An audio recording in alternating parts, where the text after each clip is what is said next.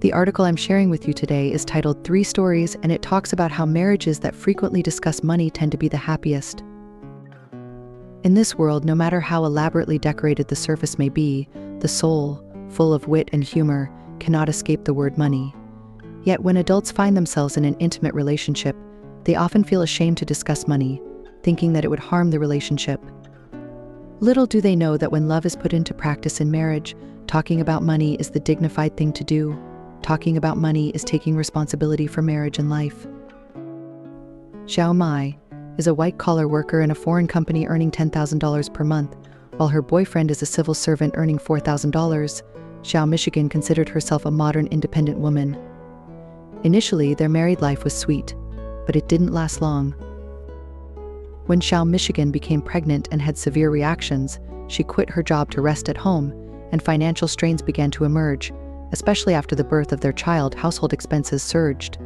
Xiao Michigan had to rely on her savings to make ends meet. 2 years later, she finally returned to the workplace, start over at a small company. Every day, Xiao Michigan had to work overtime until 8 or 9 in the evening, then go home to feed the child, bathe them, put them to bed, and do the laundry for the whole family. The next day, she had to get up early to prepare breakfast for the family. And what about the man who once made vows of love to her? He would come home from work every day and just slump on the couch to play games. After several years, his salary remained stagnant. One day, while shopping, Xiao Michigan saw a dress that she wanted to try on, but her husband coldly remarked, "Why bother trying? Look at your waist. Can you fit into it?" It was in that instant that she decided to divorce him.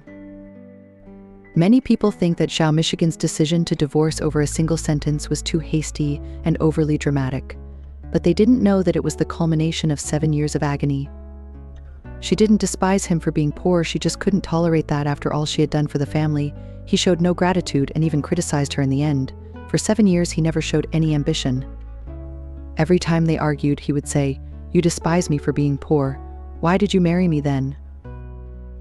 I once saw a comment from a reader, "We've been married for 10 years. We've argued countless times about money matters. I've never been clear about how much money he actually makes.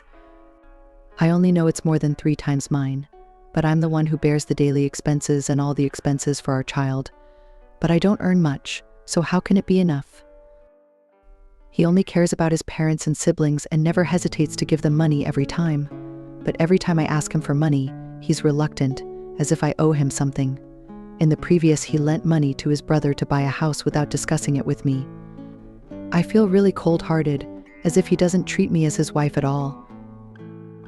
I've heard a story like this: the wife loves buying clothes and she could eat instant noodles for a month just to buy a dress she likes. But the husband loves saving money and is reluctant to buy new clothes or shoes, or even go to the hospital when he's sick.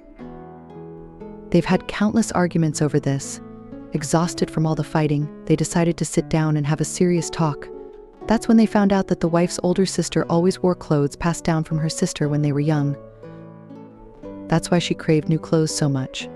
And the husband grew up poor, and his grandmother, whom he loved dearly, died regretfully because she couldn't afford medical treatment. He saved money desperately because he didn't want to lose another loved one due to lack of money. In this world, everyone has different family backgrounds and life experiences, leading to different views on money. You may like to spend thousands treating friends to dinner, while I prefer to spend thousands on cosmetics. There's no right or wrong. When looking for a partner, you don't necessarily have to find someone whose views on money completely align with yours, but you must find someone who respects and understands you. Here are a few money-talking suggestions for every couple who wants to be together forever. Before marriage, clarify issues such as car and house purchases and develop a post-marriage financial plan, such as sharing household expenses and how much monthly loan repayment is appropriate for buying a car. After marriage, establish the amount of monthly savings, disposable income, and long-term financial goals. For major family and personal expenses, discuss and decide together in advance. Respect each other's consumption views. Establish a joint account, and each keep a portion of private money that can be spent at will without interference.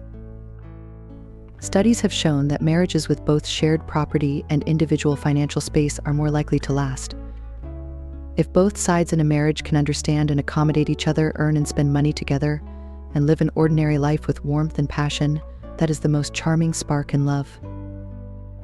That's all for this article. Wrong ones part ways, right ones find their way. Thank you for your patience. If you find the article helpful, please share it. Your likes and shares are our greatest motivation. I hope you gain new insights every day. You'll never be alone here.